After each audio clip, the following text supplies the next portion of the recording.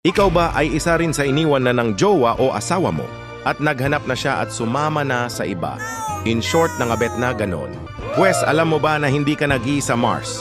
Batid mo ba na hindi ikaw ang unang niloko at iniwan ng asawa? Marami kayo. Yes, tama. Kaya welcome to the club, Moret. Bueno, gusto mo pa ba na pabalikin ang asawa mo? Kasi alam mo ba na meron mga pamamaraan para mapabalik natin sila?